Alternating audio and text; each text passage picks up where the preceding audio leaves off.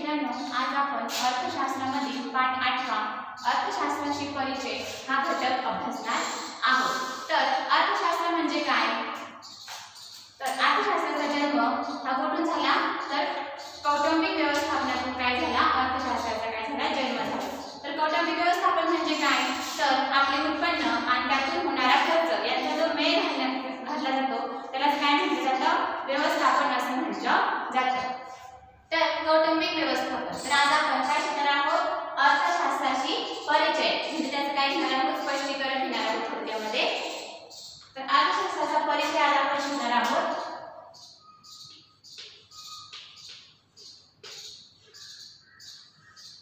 तर अर्थशास्त्र म्हणजे काय ते तुम्हाला सांगितलंय। अर्थशास्त्राचा जन्म कुठून झाला? तर कौटुंबिक व्यवस्थापनातून। आणि कौटुंबिक व्यवस्थापन म्हणजे काय? तर आपले उत्पन्न आणि त्यातून होणारा खर्च यांचा मेळ जिथे घातला जातो त्याला काय म्हणतात? कौटुंबिक व्यवस्थापन। जसं आपल्या कौटुंबाचं व्यवस्थापन असतं तसंच कशाचं व्यवस्थापन असतं? देशाचं असतं, राज्याचं असतं, त्यानंतर वेगवेगळ्या कंट्रीचं आपण काय करतो तसं व्यवस्थापन केलं जातं। तर अर्थशास्त्र हा शब्द कुठून आला आहे? तर अर्थशास्त्र हा शब्द ग्रीक या शब्दापासून, ओकोनोमिया या ग्रीक शब्दापासून अर्थशास्त्राचा काय झाला? अर्थशास्त्र हा शब्द आला। ग्रीक भाषेतून, ओके, ग्रीक भाषेतून काय आला? ओकोनोमिया।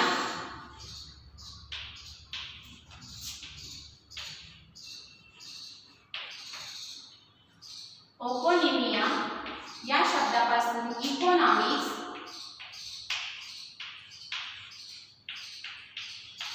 म्हणजे काय? अर्थशास्त्र।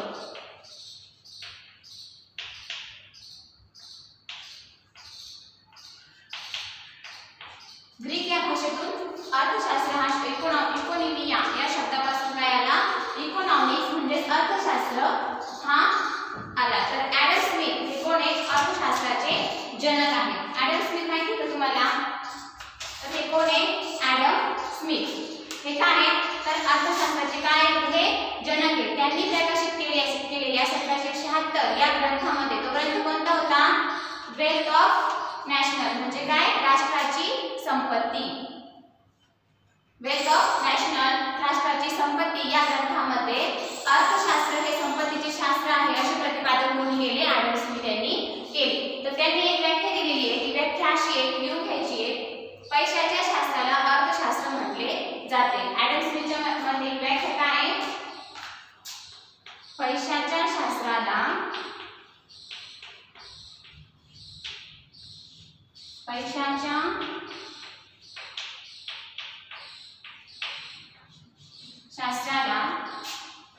अर्थशास्त्र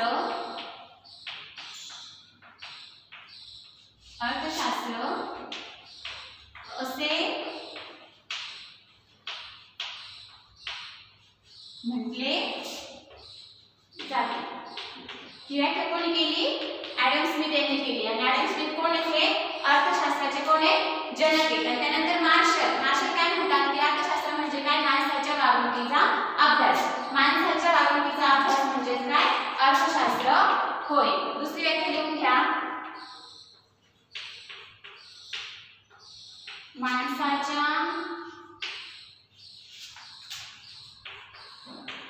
वागणुकीचा अभ्यास म्हणजेच अर्थशास्त्र होय।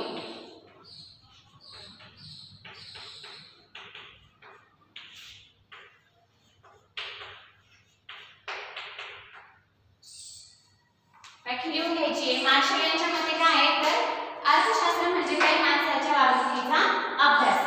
तर तुम्हाला मी अर्थशास्त्र थोडक्यात परिचय करून दिला आहे।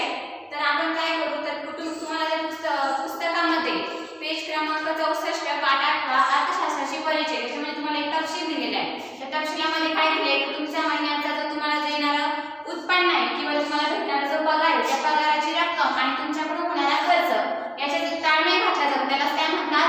कौटुंबिक व्यवस्थापन असे म्हणतात। फॉर एक्झाम्पल, तुमचं महिन्याचं उत्पन्न, सपोज तुम्हाला जो पगार आहे किंवा उत्पन्न, कोणी जॉब करत असेल किंवा कोणी शेती करत असेल तर शेतीतून येणारं उत्पन्न किंवा मग तुम्ही जर जॉब करत असाल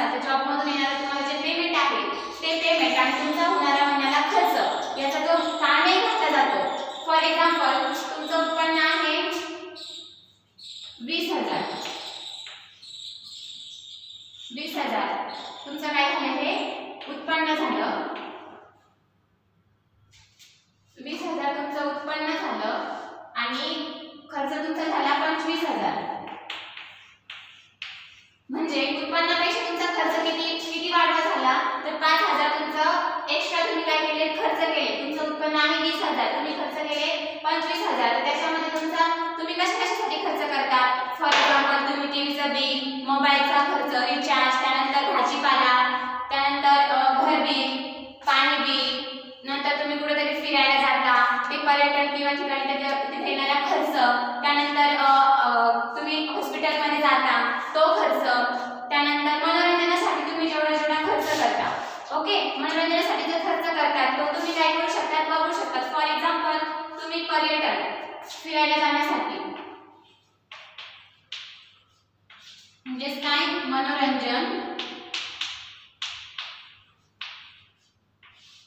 मनोरंजनासाठी तुम्ही किती खर्च करताय, महिन्याला 2,000 रुपये खर्च करताय. 2,000 रुपये खर्च करताय. त्यानंतर तुम्हाला शिक्षणासाठी खर्च येतोय महिन्याचा.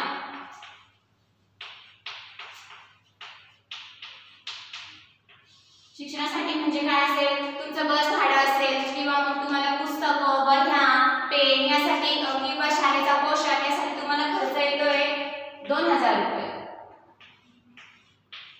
एकूण किती झाले, 4,000. त्यानंतर तुम्ही घरबिल भरताय.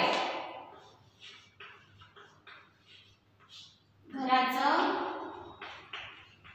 बिल ते तुम्ही किती देताय, सपोज 5,000 रुपये. त्यानंतर तुम्ही महिन्यामध्ये शॉपिंग करता म्हणजेच काय, खरेदीसाठी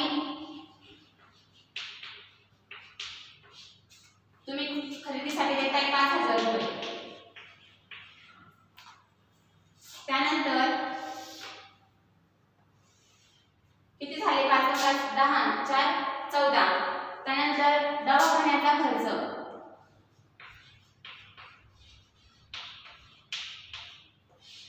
दवाखान्याचा खर्च किती येतोय, सपोज 1,000 रुपये. ओके. त्यानंतर 2 × 4 10 14 15. त्यानंतर तुम्ही सपोज काही हप्ता वगैरे भरत असाल, तो हप्ता असेल 5,000 रुपये हप्ता भरणे.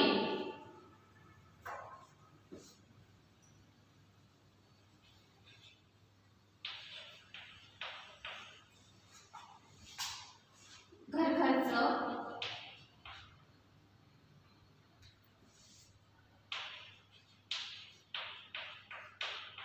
हप्ता भरतात 5,000 चा. त्यानंतर भाजीपाला,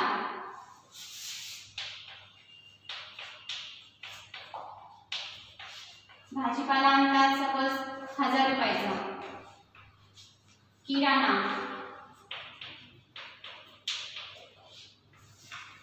आणतो होतो तुमचा 5,000 चा.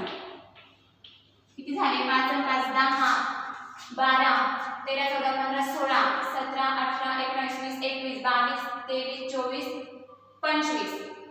ओके, हे झाले तुमचा महिन्याचा खर्च किती होतोय, 25,000 रुपये होतोय. मग तुम्ही काय केलंय, सपोज आता याच्यामध्ये तुम्ही काय तुमचा खर्च किती, तुम्हाला उत्पन्न किती येते, तर 20,000 उत्पन्न येते. तुमचा खर्च होतोय 25,000 रुपये. तुम्हाला एकूण रक्कम मिळाली किती आहे, 20,000. खर्च होतो 25,000. पर्यटनामध्ये मनोरंजन तुम्ही करता 2,000 मध्ये तुमचं मनोरंजन वगैरे जातं. त्यानंतर शिक्षणासाठी तुमचा खर्च होतो 2,000 रुपये. घराचं बिल तुम्ही भरतात 5,000 रुपये. खरेदी करतात 5,000 ची महिन्याला करतात. त्यानंतर दवाखान्यासाठी आता तुम्हाला 1,000 रुपये. त्यानंतर हप्ता भरता, सपोज कसला गाडीचा वगैरे हप्ता असेल तर तो 4,000 रुपये भरता. नंतर भाजीपाल्याला तुम्हाला 1,000 रुपये खर्च येतो. त्यानंतर किराण्याला किती येतो, 5,000 रुपये. आता मला एक सांगा, याच्यामध्ये तुम्हाला काय करायचे, 5,000 काय करायचे, कमी करायचे. म्हणजे तुम्हाला मेंटेनन्स मध्ये काय करायचं, खर्च करायचा आहे. तर तुम्ही काय करणार आहे, तर पर्यटन हे तुम्हाला गरजेचं आहे का, दर महिन्यात तुम्ही गेले पाहिजे का फिरायला. तुम्ही हे 2 महिन्यातून सुद्धा तुम्ही काय करायला शकता, फिरायला जाऊ शकता. मग तुम्ही हे सपोज हे 2,000 रुपये वगळले. त्यानंतर शिक्षणासाठी हा खर्च येतो, हा तुम्हाला कमी करता येणार आहे का, नाही करता येणार. तुम्हाला हा खर्च करावाच लागणार आहे. मग हे 2,000 रुपये. त्यानंतर घराचं बिल, हा तर आपल्याला भरावंच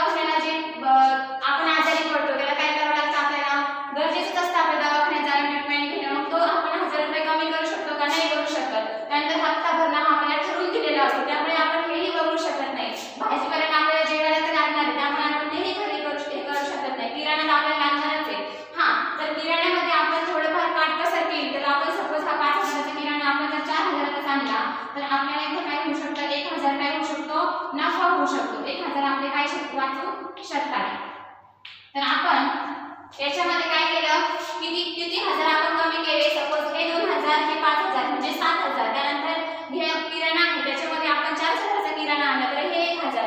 4 5 आणि 1 6 आणि 7 8. आपण काय करू शकतो 8000 काय करू शकतो मागे टाकू शकतो. म्हणजे आपण याच्यामध्ये काय करू शकतो समतोल आणू शकतो.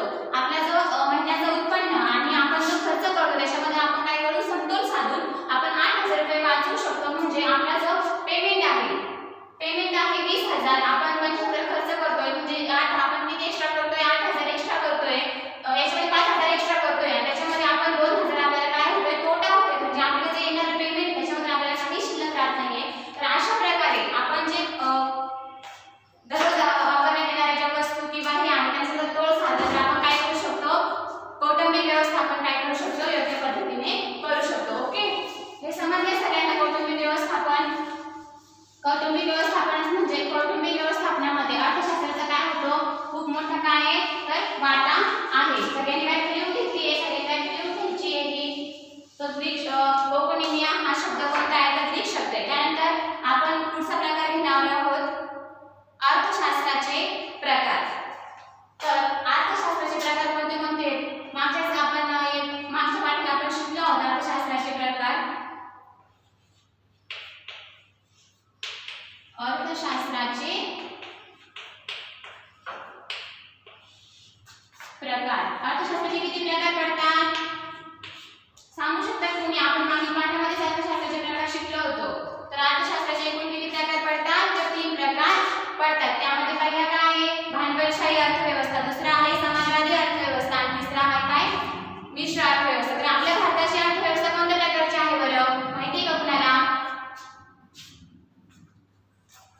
आपली अर्थव्यवस्था कोणत्या प्रकारची आहे माहिती आहे का? तर आपली अर्थव्यवस्था ही मिश्र स्वरूपाची आहे. तर भांडवलशाही अर्थव्यवस्था म्हणजे काय तर भांडवलशाही अर्थव्यवस्थेमध्ये मालकी हक्क हा कोणाकडे असतो तर खाजगी व्यक्तीकडे असतो. पहिला प्रकार घेऊया आपण भांडवलशाही अर्थव्यवस्था.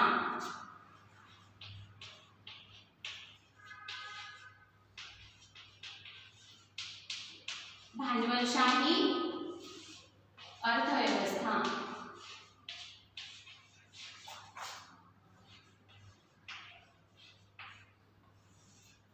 भांडवलशाही अर्थव्यवस्थेमध्ये मालकी हक्क हा कोणाकडे असतो तर खाजगी व्यक्तीकडे असतो.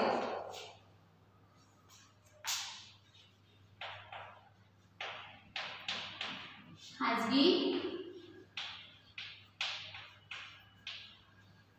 व्यक्तीकडे. आणि त्यांचा हेतू काय असतो तर त्यांचा हेतू असतो कमाल नफा मिळवणे हा त्यांचा काय असतो हेतू असतो. आणि ही अर्थव्यवस्था कोणी स्वीकारली तर जपान, जर्मनी यांनी काय केली ही अर्थव्यवस्था स्वीकारली आहे. कोणती अर्थव्यवस्था तर भांडवलशाही अर्थव्यवस्था. आणि त्यानंतर अमेरिकेची संयुक्त संस्थानांनी सुद्धा कोणती अर्थव्यवस्था स्वीकारली आहे तर भांडवलशाही अर्थव्यवस्था. भांडवलशाही अर्थव्यवस्थेमध्ये मालकी हक्क हा कोणाकडे असतो तर खाजगी व्यक्तीकडे असतो. आणि त्यांचा हेतू मुख्य हेतू काय असतो तर हा कमाल नफा मिळवणे असतो. आणि कोणत्या देशांनी ही अर्थव्यवस्था स्वीकारली आहे तर जपान आणि जर्मनीने कोणती अर्थव्यवस्था स्वीकारली आहे भांडवलशाही अर्थव्यवस्था. ठीक आहे, तर आपण दुसरी अर्थव्यवस्था प्रकार घेऊ समाजवादी अर्थव्यवस्था. दुसरा प्रकार आहे समाजवादी अर्थव्यवस्था.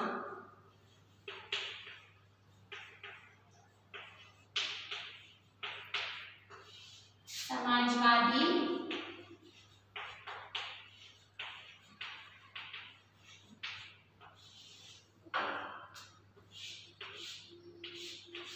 दुसरा प्रकार आहे समाजवादी अर्थव्यवस्था. भांडवलशाही अर्थव्यवस्थेच्या विरोधात काय झाली समाजवादी अर्थव्यवस्था. म्हणजे हे दोघांचे वैशिष्ट्य काय आहे वेगवेगळे. भांडवलशाही अर्थव्यवस्थेमध्ये खाजगी मालकी हक्क हा खाजगी व्यक्तीकडे असतो आणि समाजवादी अर्थव्यवस्था ही सर्वांच्या मालकीची असते. म्हणजे त्याचा मालकी हक्क कोणाकडे असतो सरकारकडे असतो. मालकी हक्क कोणाकडे असतो सरकारकडे.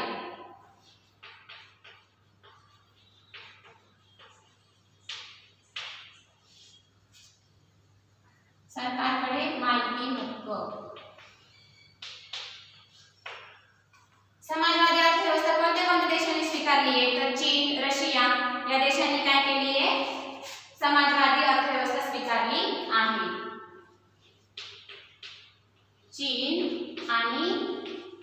रशिया या देशांनी काय केली आहे समाजवादी अर्थव्यवस्था स्वीकारली आहे. सगळ्यांची क्लिअर झाली. आपण दुसरा प्रकार घेऊया.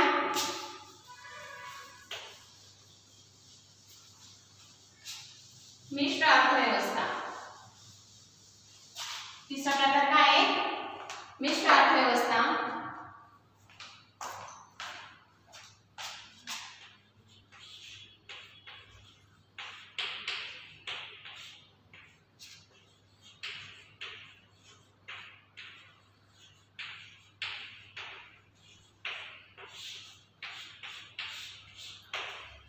मिश्र अर्थव्यवस्था या अर्थव्यवस्थेमध्ये सामाजिक व खाजगी क्षेत्रांचे सह अस्तित्व असते. म्हणजे मिश्र अर्थव्यवस्थेमध्ये सामाजिक म्हणजे काय तर खाजगी लोक व्यक्ती सुद्धा काय करू शकतात मिश्र अर्थव्यवस्था स्वीकारू शकतात आणि सामाजिक म्हणजे ही सरकारची पण असू शकते आणि खाजगी व्यक्तींकडे सुद्धा असू शकते. अर्थातच नफा मिळवणे आणि समाज कल्याण यांचा सहसंबंध राखला जातो. समाज कल्याण आणि समाज कल्याण तसेच नफा हा काय केला जातो त्यांचा मुख्य हेतू असतो. आणि त्यानंतर मिश्र अर्थव्यवस्था कोणी स्वीकारली आहे तर भारत, स्वीडन, त्यानंतर युनायटेड इत्यादी देशांनी काय केली ही अर्थव्यवस्था स्वीकारली आहे. फॉर एक्झाम्पल भारताने काय केली आहे ही अर्थव्यवस्था स्वीकारली आहे. ओके समजले तुम्हाला अर्थशास्त्राचे प्रकार. तर अर्थशास्त्राचे प्रकार किती आहे अर्थशास्त्राचे 3 प्रकार आहेत. त्यामध्ये पहिला कोणता भांडवलशाही अर्थव्यवस्था, दुसरा कोणता समाजवादी अर्थव्यवस्था, तिसरा कोणता मिश्र अर्थव्यवस्था. तर आपण अर्थशास्त्र आता पुढचा घटक आहे वैशिष्ट्ये. आपण काय करणार आहोत अर्थशास्त्राची वैशिष्ट्ये घेणार आहोत.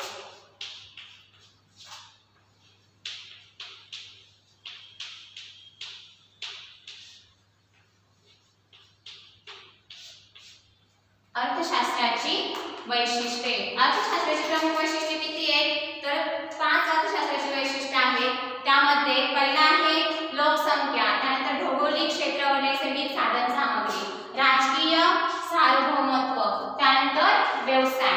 ओके तर लोकसंख्या म्हणजे विशिष्ट भूप्रदेशामध्ये लोक काय करतात तर स्थायिक होतात. फॉर एक्झाम्पल तुम्हाला दिसतंय लोकसंख्या म्हणजे तर काय लोक आहेत. हा काय अर्थशास्त्राचे वैशिष्ट्य आहे.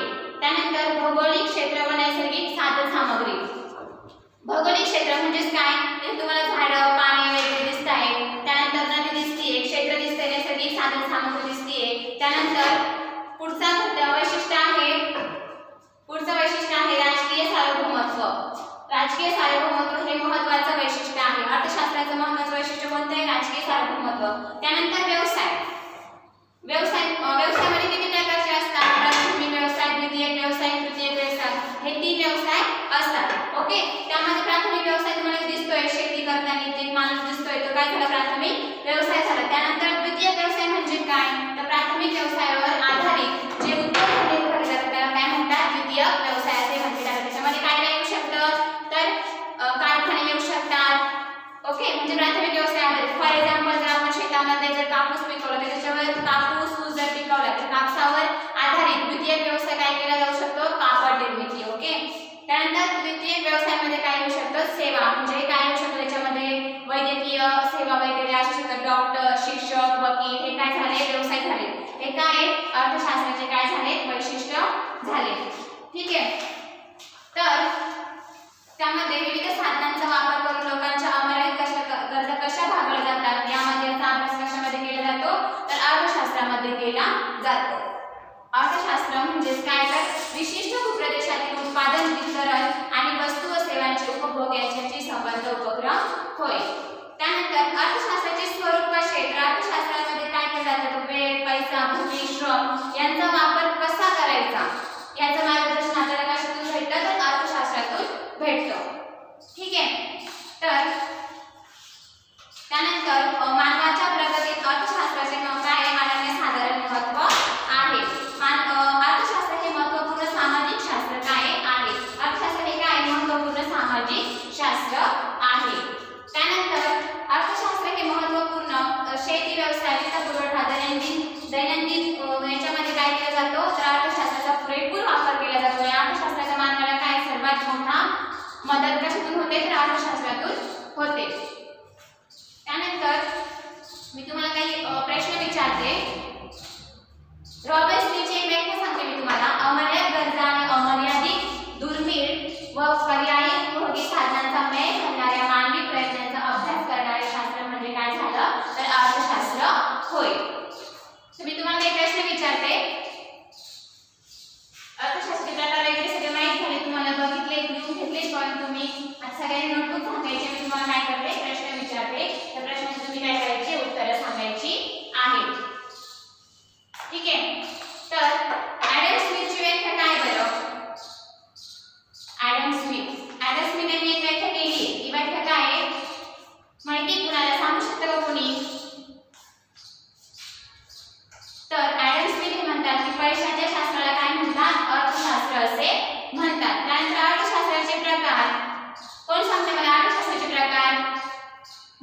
तुम्हाला अर्थशास्त्राचे प्रकार, अर्थशास्त्राचे प्रमुख 3 प्रकार पडतात. पहिला काय, भांडवलशाही अर्थव्यवस्था, दुसरा समाजवादी अर्थव्यवस्था आणि तिसरा मिश्र अर्थव्यवस्था. आपल्या भारताने कोणती अर्थव्यवस्था स्वीकारली आहे? आपल्या भारत देशाने कोणती अर्थव्यवस्था स्वीकारली आहे? मिश्र अर्थव्यवस्था स्वीकारली आहे. ठीक आहे. मी तुम्हाला काही प्रश्न विचारते, याची ब्लॅकबोर्डमध्ये तुम्ही उत्तर सांगायचे. अर्थशास्त्र ही संज्ञा कोणत्या ग्रीक शब्दापासून बनली आहे? अर्थशास्त्र ही संज्ञा कोणत्या ग्रीक शब्दापासून बनली आहे? माहिती कुणाला तुम्ही सांगू शकता का? ठीक आहे, मी सांगते. इकोनॉमिया या ग्रीक शब्दापासून अर्थशास्त्र ही संज्ञा बनली आहे.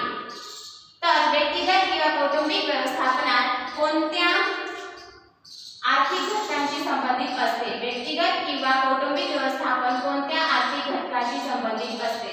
माहिती का कुणाला? माहिती का? मी सांगते. व्यक्तिगत किंवा कौटुंबिक व्यवस्थापन ही उत्पन्न व खर्च, व्यक्तिगत किंवा कौटुंबिक व्यवस्थापन ही उत्पन्न व खर्च या आर्थिक घटकाशी संबंधित असते. ठीक आहे. तर तिसरा प्रश्न आहे, भांडवलशाही अर्थव्यवस्थेत उत्पादनाच्या साधनांची मालकी आणि व्यवस्थापन हे कोणाकडे असते? माहिती का कुणाला? परत असेल प्रश्न, भांडवलशाही अर्थव्यवस्थेत उत्पादनाच्या साधनांची मालकी आणि व्यवस्थापन कोणाकडे असते? तर खाजगी व्यक्तीकडे असते. ठीक आहे. समजले सगळ्यांना?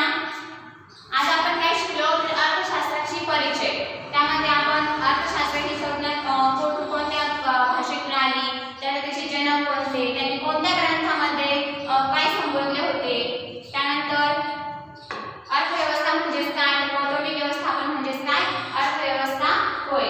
आणि जशी कौटुंबाची अर्थव्यवस्था असते तशीच आपल्या देशाची, राज्याची, तसेच वेगवेगळ्या यांची काय असते, अर्थव्यवस्था असते. तर मी तुम्हाला काय करते, एक अभ्यास देते, तुम्ही लिहून आणायचा आहे. सगळे नोटबुक ओपन करायचे. मी तुम्हाला प्रश्न देते, त्याचं उत्तर तुम्ही काय करायचं, लिहून आणायचं आहे. ठीक आहे. सध्या लिहून घ्यायचं सगळ्यांनी. स्पष्टीकरण लिहायचंय तुम्हाला.